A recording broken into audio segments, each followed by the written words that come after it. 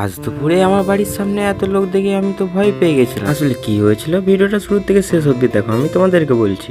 Hello বন্ধুরা, আমি রাহুল চলে এসেছি আজকে ছোট্ট একটা মিনি ব্লগ নিয়ে। আজ দুপুরে যখন আমি ঘুমাচ্ছিলাম, ঘুম থেকে উঠেই দেখি আমার বাড়ির সামনে এত লোক, আমি তো ভয় পেয়ে গেছিলাম।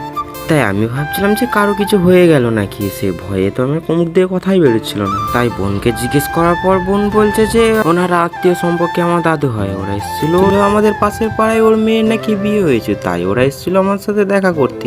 আমি তো কোনোদিন দেখিনি, তাই আমি জানতাম না। আর দেখবে যখন বাড়ির মধ্যে কোনো আত্মীয় স্বজন আসে তখন খুব মজা হয়, কিন্তু ওরা যখন বাড়ি চলে যাচ্ছিল খুব খারাপ লাগছিল। আর দুপুরবেলায় সব এত বকর বকর করছিল যে আমার ঘুমের দিল 12টা বাজিয়ে। তাই আমি সবাইকে বললাম চুপ করে বসো, আমি তোমার জন্য একটা জিনিস নিয়ে আসছি। তাই আমি মধ্যে হালকা করে 7 আপ ঢেলে নিয়ে এসে বাড়ি সবাইকে খাওয়ালাম। তোমরা যে এতক্ষণ ধরে বকর বকর করছিলে, মাথাগুলো হয়তো গরম হয়ে গেছে, তাই এটা খাইয়ে সবার মাথা ঠান্ডা করলাম। আর বাড়িতে সবাই মিলে একসাথে বসে গল্প করার মজাটাই একটু আলাদা। আর ভিডিওটা ভালো লাগলে লাইক কমেন্ট করে দিও। দেখা হচ্ছে নেক্সট ভিডিওতে। টাটা।